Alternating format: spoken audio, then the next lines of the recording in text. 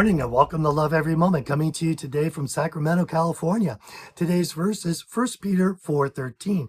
But to the degree that you share the sufferings of Christ, keep on rejoicing, so that also at the revelation of his glory you may rejoice with exultation.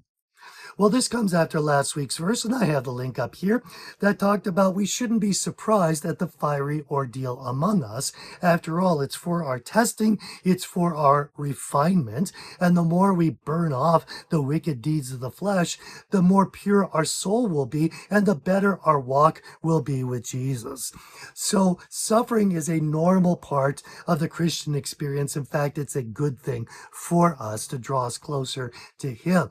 But there are churches that teach, we don't have to suffer in the flesh. As long as we have enough faith, God's going to give us a life free of suffering, and we're going to have perfect relationships and terrific health and plenty of money, and every stoplight will be green.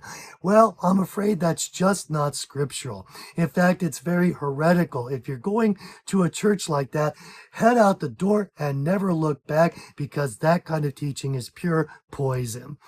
So there is going to be suffering, and you might say to me, but you don't know the degree to which I am suffering. And it's true, I don't know the degree to which you are suffering, but I can make one guess. Whatever suffering you're going through right now, it's likely nowhere near as bad as, let's say, the disciples went through. They were shipwrecked. They were thrown in jail for no cause. They were beaten and whipped. Most of them were martyred through stoning or crucifixion or beheading. They really suffer. Well, think of Jesus Christ himself. He suffered one of the worst deaths ever, and for our sake. So there's a lot of suffering that's been done before us, and we have really a lot less suffering, in my opinion, than they did. So how do we do this? It says, to the degree that you share the sufferings of Christ, keep on rejoicing. Well, what are we supposed to do? Grit our teeth and just repeat, I will rejoice, as if speaking some sort of mantra over and over will psych us into truly rejoicing?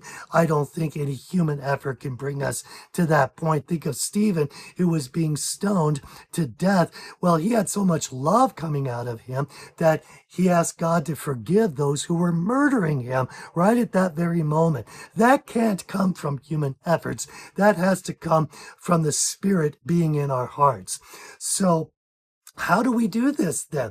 Well, as I was meditating on this, just remember, when we become a Christian, we love God more than anyone else or anything else, which means he could have all of our lives, anything in our lives. He could have our relationships. He could have our politics. He could have our pocketbook. He could have my RV. He could have my health. He could have my diet. He could have my hobbies and my pastimes. Anything that I love in the flesh, he can have. And once we've given it to him, he might decide to take something away, but we've already given it to him. So the suffering is a lot less if we've already given it to him. So that's one of the main ways that we can come to him, is just giving it up to him. Now, I've got a quote from Oswald Chambers. Think about this. It says, the remarkable thing about fearing God is that when you fear God, you fear nothing else. Whereas if you do not fear God, you fear everything else. Isn't that something? Now, I want to reread this scripture in the Message version, because I just like the phrasing here. It says, instead, be glad that you are in the very thick of what Christ experienced. This is a spiritual refining process with glory just around the corner.